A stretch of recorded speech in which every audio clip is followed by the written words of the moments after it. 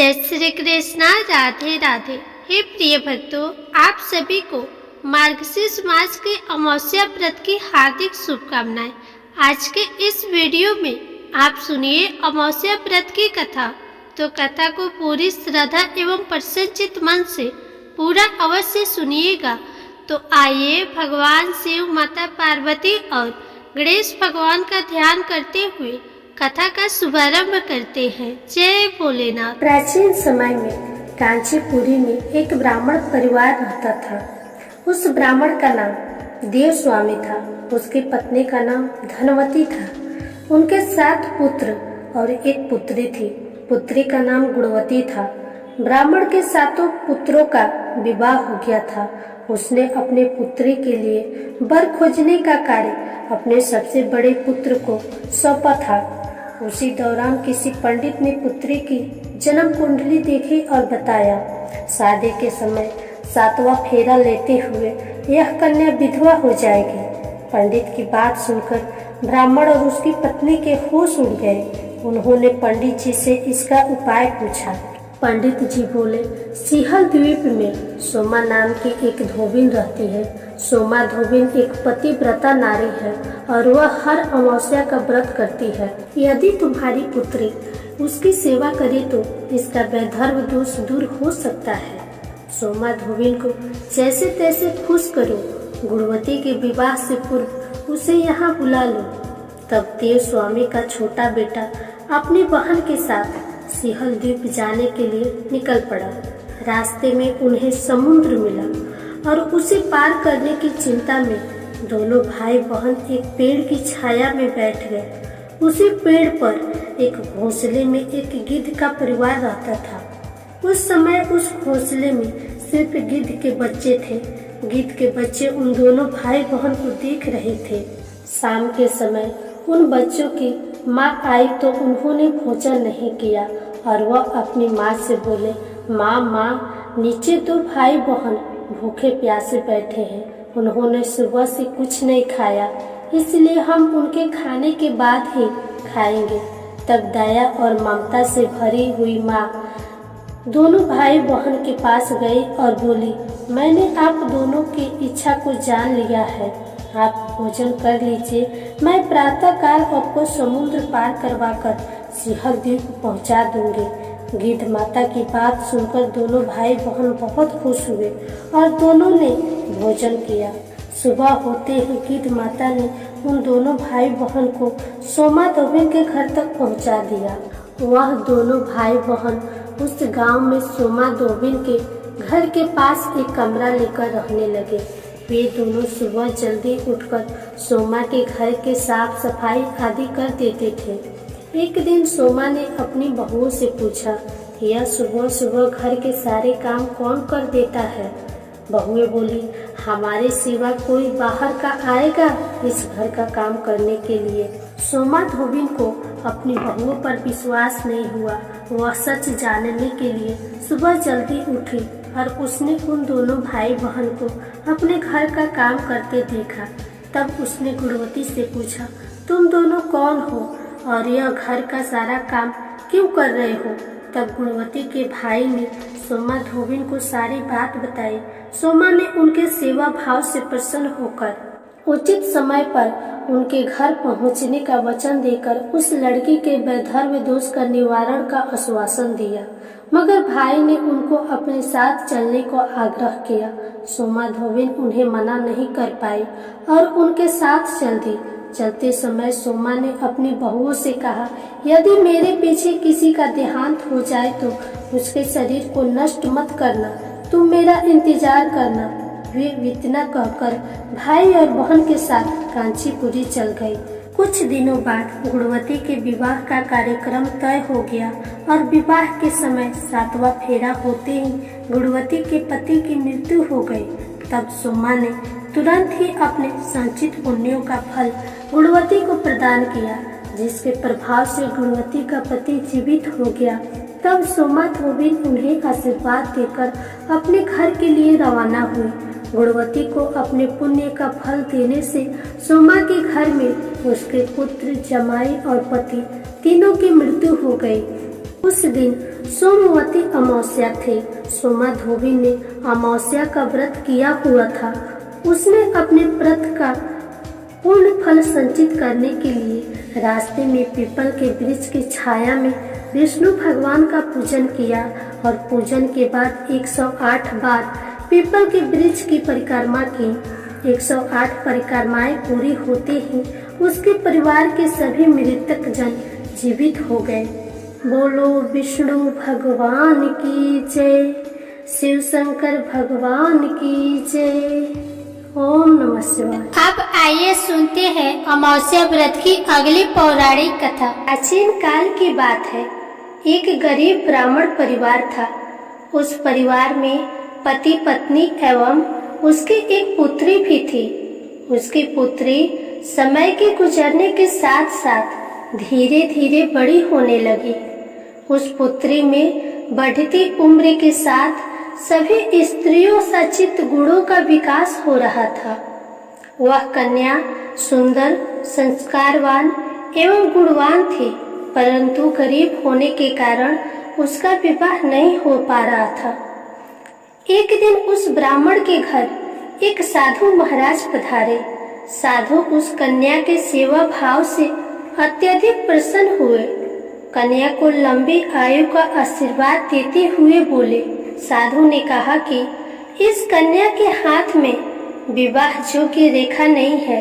तब ब्राह्मण दंपति ने साधु से इसका उपाय पूछते हुए कहा कि महाराज ऐसा क्या उपाय करें जिससे कन्या के हाथ में विवाह योग्य बन जाए। तब साधु महाराज ने कुछ देर विचार करने के बाद अपने अंतर्दृष्टि में ध्यान करके बताया कि कुछ ही दूरी पर सोना नाम की एक धोबिन महिला अपने बेटे और बहू के साथ रहती है, जो बहुत ही आचार विचार एवं संस्कार संपन्न तथा पतिपरायण है।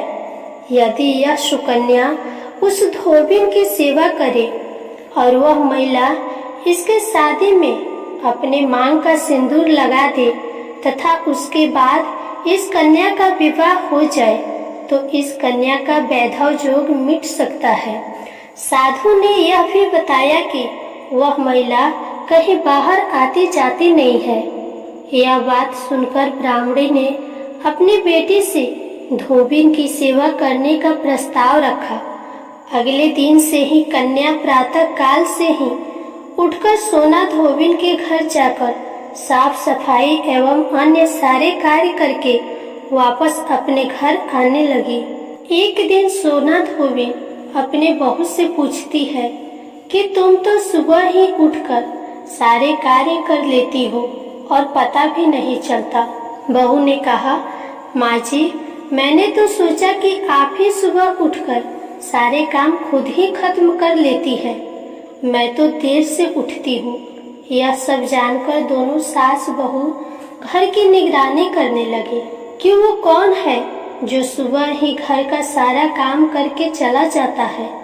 कई दिनों के बाद सोना धोबी ने देखा कि एक कन्या अंधेरे में मुंह ढककर घर में आती है और सारे काम करने के बाद वापस चली जाती है। जब वह जाने लगी तो सोना धोबिन उसके पैरों पर गिर पड़ी और पूछने लगी कि आप कौन है और इस तरह छुपकर मेरे घर की चाकरी क्यों करती है। तब कन्या ने साधु द्वारा कही गई सारी बात सोना धोबिन को बताई। सोना धोबिन पतिपरायण थे, अतः उसमें तेज था। वह तैयार हो गई। सोना धोबिन के पति थोड़ा अस्वस्थ थे तो उसने अपनी बहू से अपने लौट आने तक घर पर ही रहने को कहा। सोना धोबिन जैसे ही अपने मांग का सिंदूर उस कन्या के मांग में लगाया, सोना धोबिन का पति मर गया। उसे इस बात का पता चल गया। वह घर से निर्जल ही निकली थी। यह सोचकर कि रास्ते में कहीं पीपल का पेड़ मिलेगा तो उसकी पूजा करके और उसकी परिक्रमा करके उसके बाद जल ग्रहण करेगी। उस दिन जेठ अमावस्या थी। उसने पीपल के पेड़ का 108 बार परिक्रमा की और उसके बाद जल ग्रहण किया। ऐसा करते ही उसके पति के मृत शरीर में वापस जान आ गई। धोबिन का पति फिर से जीवित हो गया। इसलिए जो भी अमावस्या का व्रत करता है और पीपल के पेड़ का 108 बार परिक्रमा करता है, उसके सभी प्रकार की विपत्तियां टल जाती है। तो प्रेम से बोलिए अमावस्या माता की जय। अब आइए अमावस्या व्रत की दूसरी कथा को सुनते हैं। पौराणिक कथा के अनुसार एक गांव में सास और बहू अकेले रहती थे और उनका बेटा विदेश कमाने के लिए गया हुआ था। सास और बहू बहुत प्रेम से रहते थे। दोनों एक दूसरे की देखभाल भी करते थे। एक दिन बहू ने खाना नहीं खाया। तब सास बहू से पूछने लगी कि बेटा, आज तुमने खाना क्यों नहीं खाया? तब बहू कहने लगी कि सासू माँ, आज मेरा अमावस्या माता का व्रत है, इसलिए मैंने खाना नहीं खाया। तब सास ने कहा कि बहू, ये व्रत क्या होता है और इस व्रत को करने से क्या फल मिलता है, यह मुझे भी समझाओ। तब बहू कहने लगी कि सासू माँ, अमावस्या माता का व्रत करने से बहुत पुण्य मिलता है। घर में अन्न धन बना रहता है, सुख शांति बनी रहती है और अटल सुहाग मिलता है, पुत्र की प्राप्ति होती है। इसी तरह से 3 पनौती अमावस्या माता का व्रत भी रखा जाता है। इस व्रत में हर वर्ष अलग अलग खाना खाया जाता है और विष्णु भगवान के मंदिर में चढ़ावा चढ़ाया जाता है या फिर किसी ब्राह्मण को दान दक्षिणा दी जाती है। इस व्रत में पहले साल शक्कर, घी और चावल से बना खाना खाया जाता है। पहले साल व्रत पूर्ण होने के बाद 1.25 किलो चावल और 1 कटोरी घी और 1 कटोरी शक्कर का दान किसी ब्राह्मण को दान दिया जाता है। दूसरे साल जो घी और शक्कर से बना खाना खाया जाता है। इस तरह जब दूसरे साल का व्रत पूर्ण हो जाए तब 1.25 किलो जौ, 1 कटोरी घी, 1 कटोरी शक्कर किसी मंदिर में चढ़ाया जाता है या किसी ब्राह्मण को दान में दिया जाता है। तीसरे साल गुड़, घी और तेल से बने व्यंजन खाए जाते हैं। जब तीसरे साल व्रत पूर्ण हो जाए तब आधा किलो तिल, गुड़ और 1 कटोरी घी किसी मंदिर में चढ़ाया जाता है या ब्राह्मण को दान में दिया जाता है। इसे ही सासू माँ 3 पनौती अमावस्या का व्रत कहा जाता है। फिर बहू बताने लगी, माँ जी, इस व्रत का संकल्प लेने के बाद इसे पूरा करना जरूरी होता है। अगर पूरा नहीं किया जाए तो घर में झगड़ा और अशांति बनी रहती है। तब सासू माँ कहने लगी, बहू, अब मेरी तो उम्र हो गई है, लेकिन तुम यह व्रत जरूर करना। और तब बहू यह व्रत करना प्रारंभ किया। एक दिन बहू ने किसी के कहने पर गेहूं से बनी रोटी खा ली, जिससे अमावस्या माता नाराज हो गई। सास और बहू जो दोनों एक दूसरे का ख्याल रखती थी, सास बहू से प्यार करती थी, अब उन दोनों में झगड़े होने लगे। यह देख गांव वाले भी हैरान हो गए कि इनके घर में यह सब क्या हो रहा है। सास अपनी बहू से कहने लगी, जब से तुम हमारे घर में बहू बनकर आई हो तब से हमारे घर की लक्ष्मी चली गई है। तुम हमारे लिए बिल्कुल भी शुभ नहीं हो। तब बहू ने कहा कि माँ जी, आपके घर की लक्ष्मी चली गई है तो मुझे बताओ कि कहाँ मिलेगी, मैं लक्ष्मी को लेकर आऊंगी। तब सासू माँ कहने लगी कि बहू, लक्ष्मी तुम्हें समुद्र के बीच में भगवान विष्णु के पैर दबाते हुए मिलेंगी। यह सुनकर बहू ये कहकर चली जाती है कि माँ जी, अब तो मैं लक्ष्मी जी को लेकर ही आऊंगी, नहीं तो मैं इस घर में पैर नहीं रखूंगी। ऐसा कहकर बहू लक्ष्मी की खोज में चली गई। जब बहू लक्ष्मी की खोज के लिए निकली तब उसे बीच रास्ते में गाय मिली। गाय बहू से पूछने लगी कि आप कहाँ जा रहे हैं। तब बहू कहने लगी, गाय माता, मेरी सास कहती है कि मेरे आने से उनके घर में अन्न धन की कमी हो गई है और उनके घर की लक्ष्मी चली गई है, तो मैं लक्ष्मी को लेने जा रही हूँ। तब गाय माता कहने लगी कि बेटी, अगर तुम जा ही रही हो तो भगवान से मेरे बारे में भी पूछ लेना। बहू कहने लगी कि ठीक है गाय माता, मैं आपके बारे में भी पूछ लूंगी। तब गाय माता कहने लगी कि जब मेरा बछड़ा होता है तब वह मर जाता है, जिंदा नहीं रहता। तुम लक्ष्मी जी से पूछ लेना कि आखिरकार मेरे साथ ऐसा क्यों हो रहा है। मैंने ऐसे कौन से कर्म किए हैं जिसकी सजा मुझे मिल रही है। तब बहू कहने लगी, गाय माता, मैं आपके बारे में जरूर पूछ लूंगी। ऐसा कहकर बहू आगे बढ़ गई। जब आगे बढ़ी तब रास्ते में उसे घोड़ी मिली जिसके गले में घंटी बंधी हुई थी। घोड़ी ने कहा, बेटी, तुम मेरे दुखों का निवारण लक्ष्मी जी से पूछ लेना। बहू कहने लगी, मैं जरूर पूछ लूंगी। ऐसा कहकर बहू आगे बढ़ गई। आगे जाते ही बहू को एक अंधा और बहरा बुजुर्ग मिला। उसने भी बहू से अपनी समस्या के निवारण के लिए पूछने को कह दिया। तब बहू उसकी समस्या भी भगवान से पूछने को कहकर आगे बढ़ गई। आगे जाते ही बहू को एक बूढ़ी औरत मिली जो कि हाथ और पैर से अपाहिज थी। उसने भी बहू से कहा कि बेटी, तुम जब भगवान से मिलो तो उनसे पूछना कि आखिरकार मैं अपाहिज क्यों हुई, मैंने ऐसे कौन से कर्म किए थे। तब बहू उसकी समस्या पूछने के लिए तैयार हो गई और फिर आगे बढ़ गई। आगे जाते जाते बहू बहुत थक गई और एक आम के पेड़ के नीचे बैठ गई। आम का पेड़ बड़ा खुश होकर बहू से पूछने लगा कि बेटी, तुम कहाँ से आई हो और कहाँ जा रही हो। तब बहू कहने लगी कि वो लक्ष्मी जी को लेने जा रही है। तब पेड़ भी अपनी समस्या भगवान से पूछने के लिए कहने लगा कि मेरे पेड़ पर लगे हुए आम खट्टे ही क्यों होते हैं, इस बारे में बहुरानी भगवान से जरूर पूछ लेना। तब बहू पेड़ की समस्या लेकर आगे बढ़ गई। थोड़ी दूर जाने पर बहू को एक तलाई मिली। वह भी बहू से कहने लगी कि बहू, तुम भगवान से पूछना कि मेरी तलाई का पानी इतना मैला क्यों है, कोई यहाँ आकर पानी नहीं पीता। तब बहू कहने लगी कि मैं जरूर पूछ लूंगी। ऐसा कहकर बहू आगे बढ़ गई। बहुत दिनों से जंगल में चलते चलते बहू थक गई थी।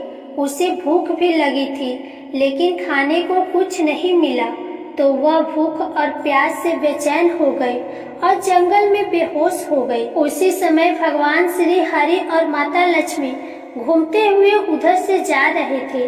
तब माता लक्ष्मी जी विष्णु भगवान से कहने लगी कि हे नाथ, यह तो आपकी बहुत बड़ी भक्त है, आप इसके दुखों का निवारण कीजिए। तब भगवान श्री हरि कहते हैं, इस संसार में तो बहुत से जीव दुखी है, सभी अपने अपने कर्मों का फल भोग रहे हैं, मैं किस किस के दुख का निवारण करूं। तब माता लक्ष्मी जी भगवान श्री हरि से विनती करने लगी और कहने लगी कि वह भूखी और प्यासी है, अगर इसे जंगल में छोड़ दिया जाए तो जंगली जानवर इसे खा जाएंगे।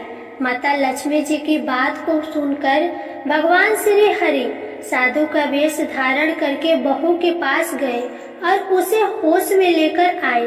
बहू के होश में आते ही साधु वेशधारी भगवान उससे पूछने लगे कि वह यहाँ क्यों आई है और कहाँ जा रही है।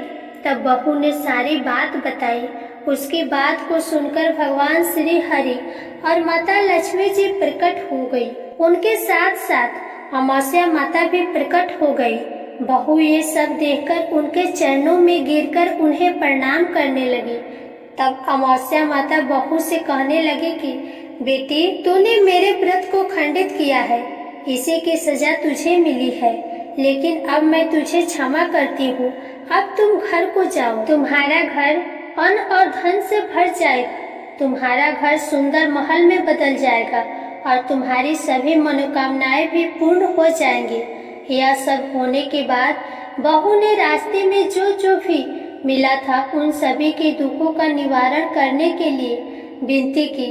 तब भगवान श्री हरि कहने लगे कि गाय ने कभी अपना दूध किसी को नहीं पिलाया, इस कारण उसके बछड़े जिंदा नहीं रहते। तुम उसका दूध पी लेना, फिर उसके बाद उसके बछड़े जिंदा रहने लगेंगे। और घोड़ी पिछले जन्म में आटा पीसने वाली महिला थी, वह किसी को आटा पीसकर नहीं देती थी, इसलिए उसके गले में चक्की के पात बंधे हुए हैं। तुम उसके पात खोल देना, वह बिल्कुल ठीक हो जाएगी। और वह बुजुर्ग कभी भगवान के मंदिर नहीं गया, ना ही कभी उसने भगवान के भजन सुने। तुम उसे भगवान के मंदिर में ले जाकर भगवान के दर्शन करा देना, इससे वह ठीक हो जाएगा। वह अपाहिज महिला, उसने कभी अपनी जवानी में दान पुण्य नहीं किया, जिसके उसको यह सजा मिली है। तुम उससे कुछ भी दान करवा देना तो उसकी विकलांगता दूर हो जाएंगी। और वो आम का पेड़, उसने तो कभी अपना फल किसी बच्चे को खाने को नहीं दिए, इसी कारण उसके सभी आम खट्टे होते गए। अब तुम उस पेड़ का आम खा लेना और उसके बाद से उस पेड़ पर मीठे आम आने लगेंगे। और तलाई का पानी पिछले जन्म में देवरानी जेठानी थी, जो हमेशा आपस में झगड़ा करती थी, इसीलिए उसका पानी मैला है। तुम उसका पानी पी लेना तो वो तलाई शुद्ध हो जाएगी, फिर लोग वहां आकर पानी पीने लगेंगे। इस प्रकार बहू ने भगवान श्री हरि, माता लक्ष्मी जी और अमावस्या माता को प्रणाम किया, उन्हें धन्यवाद दिया और अपने घर के लिए तैयार हो गई। रास्ते में उसे जो जो भी मिला, उनकी सभी समस्या भगवान के कहे अनुसार वो दूर करती चली गई। सभी ने उसे भर भर कर आशीर्वाद दिए। घर पहुंचते ही उसका टूटा फूटा घर एक सुंदर महल में बदल गया। उसके घर में अब अन्न और धन के भंडार भर गए। अब बहू ने सासू माँ से कहा कि सासू माँ, आपने तो सच में कहा था कि मैं आपके लिए शुभ नहीं हूँ। मेरे जाने से ही आपके घर में लक्ष्मी आई है।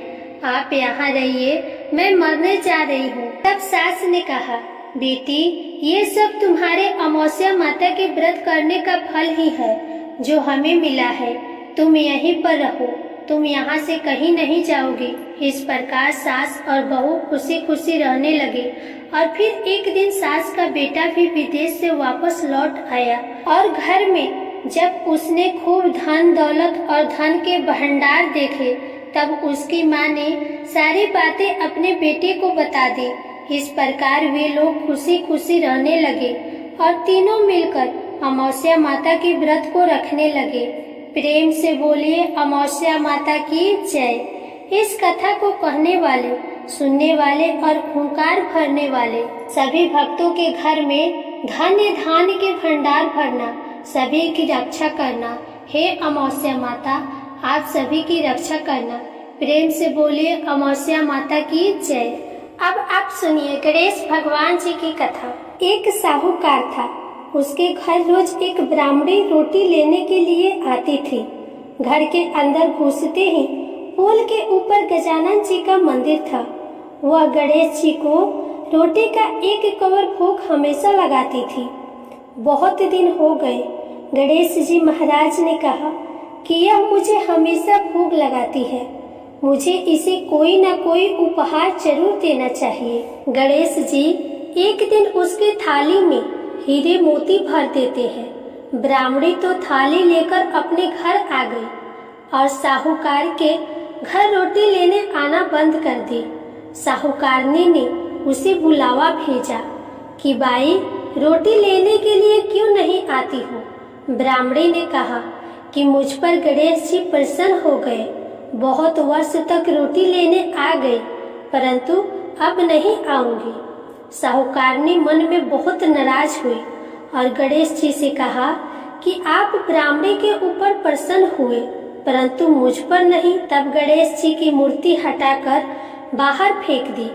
इधर सेठ जी की दुकान में धंधा पानी बंद हो गया। एक दिन सेठ जी की नजर पोल के मंदिर पर गई तो सेठानी जी से पूछा कि गणेश जी कहाँ गए? तो साहूकारनी ने कहा कि ऐसे गणेश जी का क्या करें जो ब्राह्मणी पर तो प्रसन्न हो गए लेकिन हमारे ऊपर प्रसन्न नहीं हुए, इस कारण मैंने गणेश जी को बाहर फेंक दिया। तब सेठ जी ने कहा कि यह तुमने क्या किया? मेरा तो व्यापार और धंधा चलना बंद हो गया है। गणेश जी तुमने कहाँ फेंके हैं? जल्दी बताओ, मैं उन्हें वापस लेकर आता हूँ। साहूकार जी वापस से गणेश जी को लेने गए तो गणेश जी इतने भारी हो गए कि वे उठे ही नहीं। साहूकार जी ने कहा कि मेरे से गलती हो गई है, आप मेरे घर पधारिए। गणेश जी तो और भी भारी होते गए और कहा कि मैं तो नहीं चलूंगा, पहले साहूकारनी को बुलाकर यहाँ लाओ और वह मुझसे माफी मांगेगी तो ही मैं चलूंगा। और गणेश जी ने कहा कि मुझे हमेशा 1.25 सेर चूरमा का भोजन कराओगी तो ही मैं चलूंगा। साहूकार साहूकारनी को लेकर आए और उसे माफी भी मंगवाई और 1.25 सेर का चूरमा चढ़ाने की हाँ भी भरी। तब साहूकार और साहूकारनी ने गणेश जी को वापस घर में लाकर उन्हें पोल में बिठाया। ऐसा करने पर साहूकार का व्यापार फिर से चलने लगा। हे गणेश जी महाराज, जैसे साहूकार और साहूकारनी पर आप प्रसन्न हुए वैसे सभी पर अपनी कृपा बनाए रखना। प्रेम से बोलिए गणेश भगवान की जय।